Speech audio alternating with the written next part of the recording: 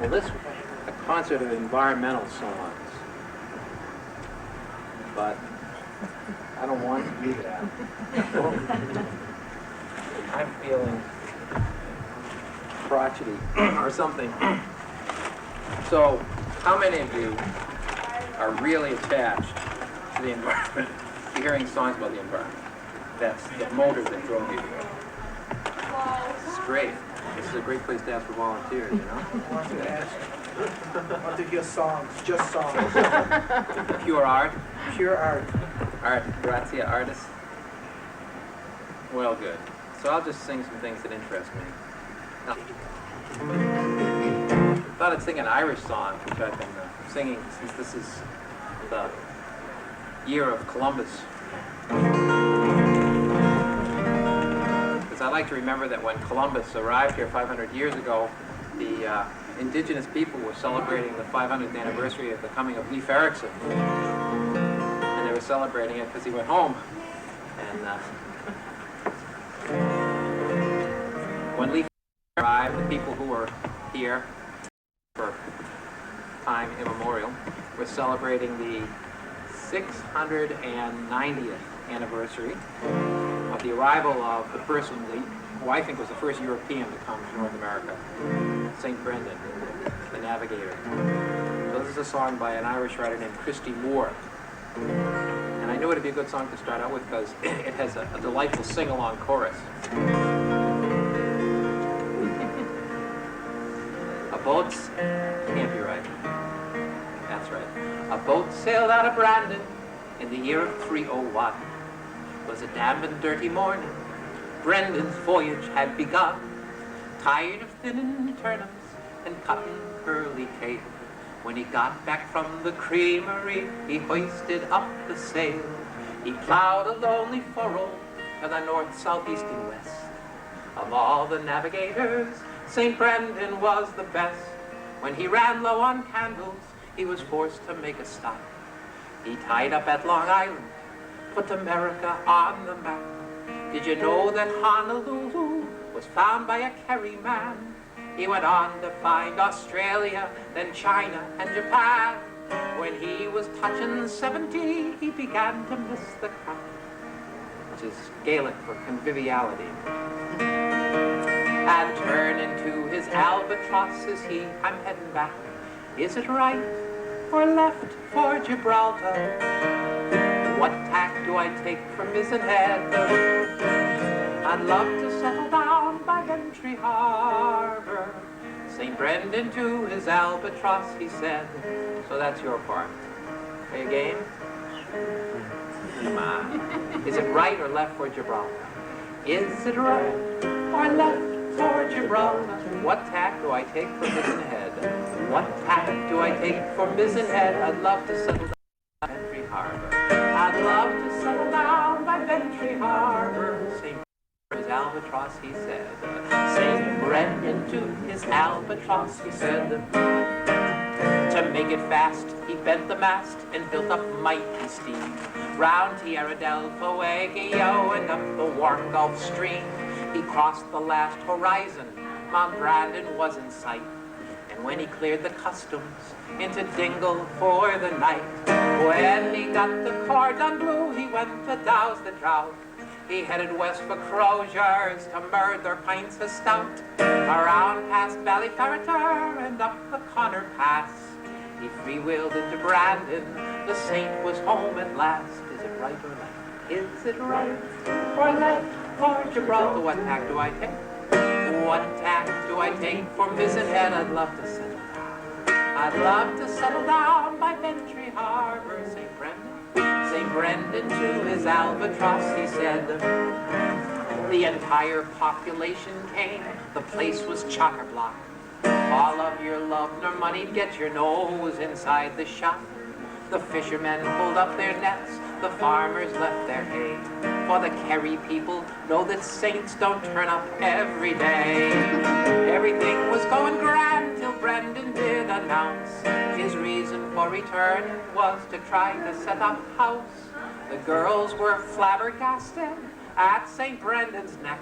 to seek a wife so late in life and him a total wreck. Is it right? Is it right or left for Gibraltar? What tack do I take? What tack do I take for Mrs. Head? I'd love to see. I'd love to settle down by Wintry Harbor, St. Brendan to his albatross, he said. Worn down by cruel rejection that pierced his humble pride. By God, says Brendan, if I run, I just might catch the tide. Turning in his sandals, he heads straight for the docks, and hauling up his anchor, he cast off from the rocks. As he sailed past in his fickle on, there stood the albatross. I knew you'd never stick it out, 'tis great to see ya, boss. I'm bailing out, says Brendan, I badly need a break. A fortnight is about as much as any old saint can take. Is it right? Is it right or left for Gibraltar? What tack do I take from this and I'd love to settle down. I'd love to settle down by Ventry Harbor, St. Brendan to his albatross, he said.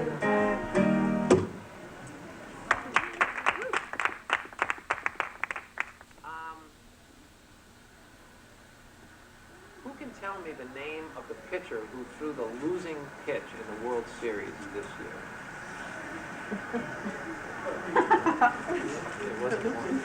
I don't know myself. I have a great fear. The way I feel, I have a fear, it's actually not a great fear, it's kind of a subliminal fear that the way I die, I will be shot as a German spy because I don't know who won the World Series. So I try to keep current on these things. And I had the good sense to book myself into Atlanta Saturday and Sunday night, the last 2 nights of the World Series. So, the crowd was not as large as this.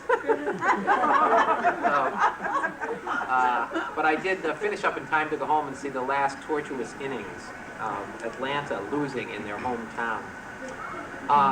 And it was a guy named Charlie, I want to say Ditmore or Ditwood or something like that. But apparently he also threw the losing pitch in the 6th game of the World Series last year, so it's become kind of a trademark of his. And they interviewed him in the locker room after the game, and he was so pathetic. It was just, I mean, here's a guy who probably makes more in a game than I make in a lifetime, so I should feel sorry for him, right? But he was staring at the tips of his shoes, and he was talking in this catatonic monotone, you know, and just, he was so painfully embarrassed by being there. And it made me think of a song written by a friend of mine, a fellow named Dave. And Dave wrote a whole folk opera about his hometown, which was West Mansfield, Ohio. Is West Mansfield a small town? It's, Yes. There's a big track meet there every year. There's a prison there. The prison? Yeah. Mansfield prison. It's a smaller town outside of it. Anyhow, the fellow that ran the hardware store in West Mansfield was a guy named Benny Green, and he was pretty successful as a hardware store runner, but he was kind of miserable because all he had ever really wanted out of life was to be the guy that brought the championship trophy home for his high school basketball team. And at that, he failed spectacularly and never forgave himself. And years later, people were still avoiding Benny because he would never pass up an opportunity to tell you the story of the losing game. Hey, wait a minute. Gosh, I remember like it was yesterday. It was 1946, and I was working at this hardware store. I was working on a hook, on a give and go with my brother who was home from the war. Racking up the hammers, selling them bolts and screws, learning how to put in a faucet, taking out a burned out fuse, patching an occasional leak. You know, I spent half my money on basketball shoes, 'cause I wore out a pair every week. Spent the year working on goal to my left, 47 the same. 48 I picked up a pick and roll, and I finally got into a game. We was going all the way in class single A, 1949. played Bell Center off a tournament draw. I lost that game from the free throw line. Way over yonder in the schoolhouse, over in the trophy case, by the 1958 relay team, there ought to be an empty space with a paragraph explaining how I wilted under the gun, saying this'll have to do as a trophy. Betty Green owes you one.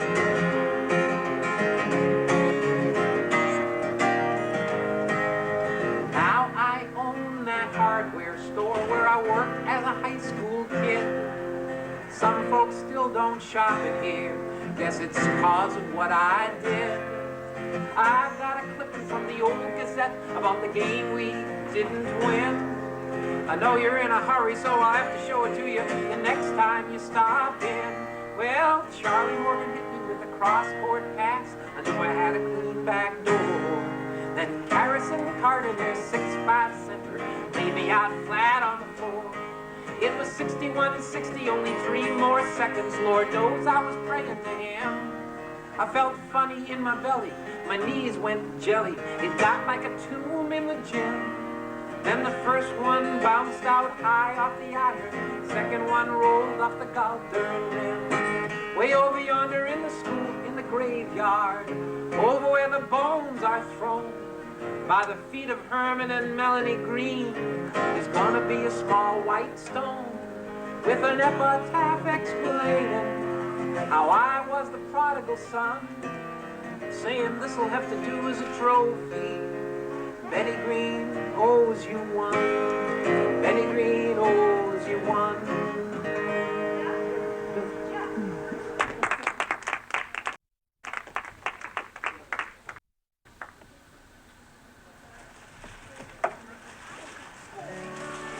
A little bit happier ending than the last one.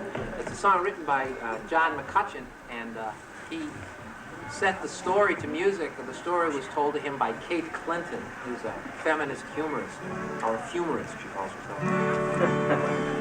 And this song tells a very bizarre story, but John swears to me that Kate swore to him that it's true. So I guess it must be. This morning, as I read the paper, in search of a new set of wheels, the classifieds had a most curious ad in their listing of automobiles. I gazed with suspicious amusement at what seemed like a wild stroke of luck. Corvette Stingray, it said, low mileage, bright red, 85 model, $65. Now I was used to my newspaper's typos. Still I called up that number straightway. About that 85 F. Have you sold the thing yet? She said, no, you're my first call today. I said, there's been a mistake in the paper. I think they printed the price wrong somehow. Oh no, replied she, they got that from me. I said, don't sell that car, I'm leaving now. Her house was in part of the city. I'd ventured just one time or two, where the doctors, bank presidents, and lawyers are residents, where the houses are massive and new. As I turned up her half-mile driveway, there, in the heat of the day, in the sunlight it gleamed, the car of my dreams, only $65 away. The interior was done in white leather. It had a 587 V8, dull wingspan door, a Hearst 4 on the floor, an in-dash CD, solid state, and there was chrome on the fenders, and an aerodynamic design, a bar, a TV. I was boggling to to me that for 65 bucks it was mine. Now I suspected that woman was crazy to be selling this car at that price. But as we walked down the lane, she seemed perfectly sane, charming, and really quite nice. And she smiled with such deep satisfaction. As I handed her title and keys, I said, I just got to know why you let this thing go. What's wrong with this car? Tell me, please. Says she, I'll be 60 come Tuesday. I've lived here with my husband, Earl. After 30 years wed, and without a word said, he's run off with a silly young girl. But with his credit cards left here behind him, somehow I knew that he couldn't get far. Last night from Florida, he sent a wire to me. It said, I need money, dear. Sell the car.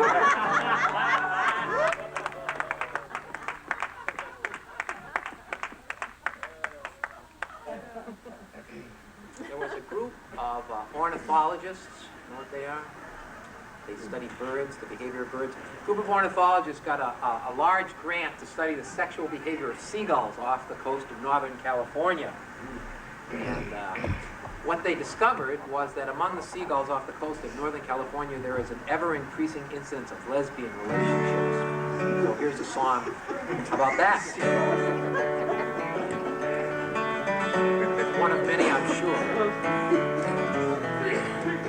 As I'm sailing o'er the ocean, or just hovering near some hull, I am wafted by one emotion. I enjoy being a gull. I'm strictly a she-gull, seagull. For no he-gulls do we gulls pine, and it's not in the least illegal to be a seagull, Gertrude Stein. I swoop with my sisters over white caps. I swoon over swans on sylvan lakes. But boy birds just lead to hemlock nightcaps. I adore little ducks, but take away the drakes. My feathers are soft and pliant, for a breast that is firm and full. So to hell with Anita Bryant, I'm a tern who'll never turn, and I'd enjoy sitting on a board with a gull like you.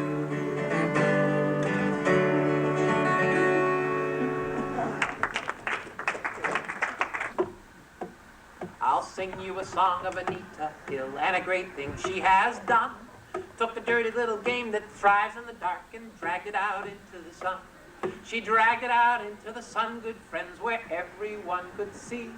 It wasn't good enough for the Senate, but it's good enough for me. You haven't sung for a while, why don't you sing that? It wasn't good enough for the Senate, but it's good enough for me. The Senate, the White House, a powerful crew. Judge Thomas, man of the day. They didn't want to listen to Anita Hill. She told the truth anyway. She told the truth anyway. Good friends at the risk of her job and her name. And wouldn't this world be a better place if some of them would do the same? Hey, wouldn't this world be a better place if some of them would do the same? Well, it wasn't that she didn't feel pressure. It wasn't that she didn't feel fright. It wasn't that she stood to gain a damn thing. She just did what she knew was right. She did what she knew was right, good friends, and she stood with an iron will. And if Clarence going to get to be uppity, he could take a lesson from Anita Hill. If Clarence going to get to be uppity, he could take a lesson from Anita Hill. I called up a friend in Michigan.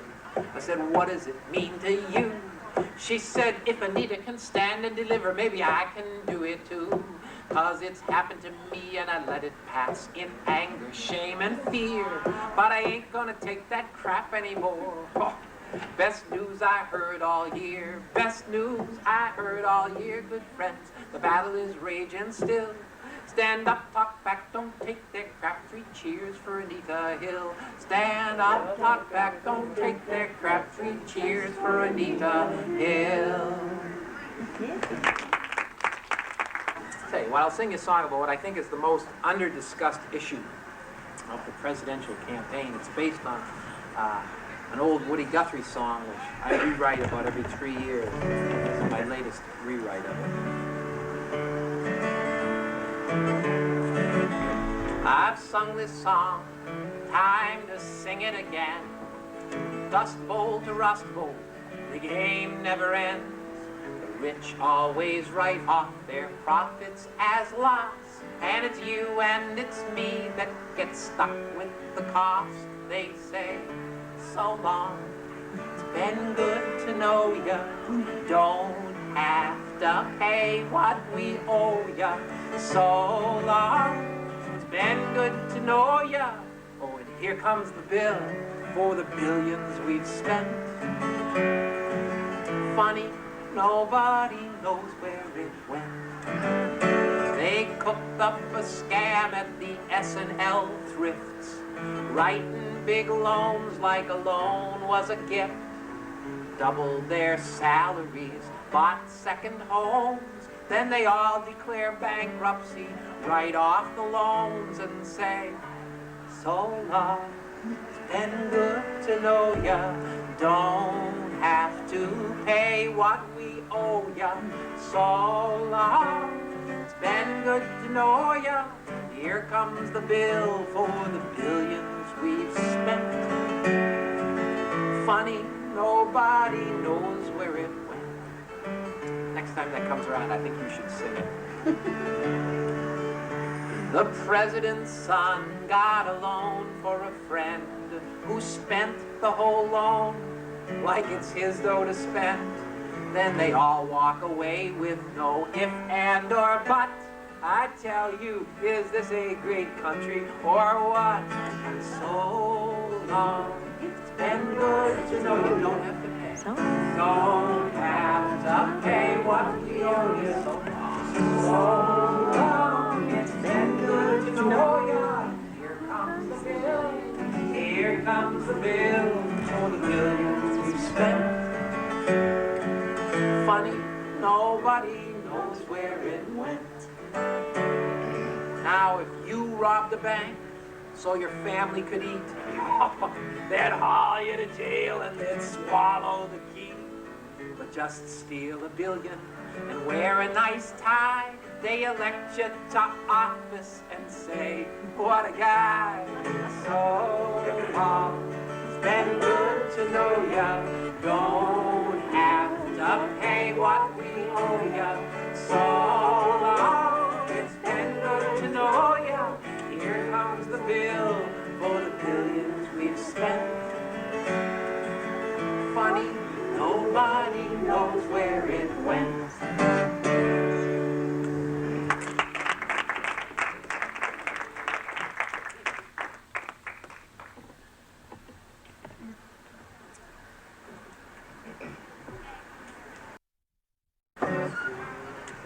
The state of Massachusetts Department of Health recently issued a bumper sticker, which I saw on a car speeding by me on the Massachusetts Turnpike. And this bumper sticker has a little cartoon character on it. Kind of looks like one of those mushrooms in Fantasia, those dancing mushrooms, you know. And the cartoon is wagging its little cartoony finger at me, and it's saying 3 words: "Rap that rascal." Whoa, what a bumper sticker. And I got this idea. I got an idea for a whole new social movement in America, which I would call Operation Rascal. And what Operation Rascal does is it targets certain cities around the country, and it goes in there in great numbers, and we lurk outside of drugstores and harass men that don't buy condoms. Any man. So that's the whole program, you know? And it's a dangerous crusade, of course, because if you lurk outside of drugstores and harass men, you probably will get hit. So I thought maybe if we were kind of an upbeat singing movement, you know, like the mushrooms in Fantasia, that we could probably diffuse a lot of the anger. So I took it on myself to write the theme song for Operation Rascal.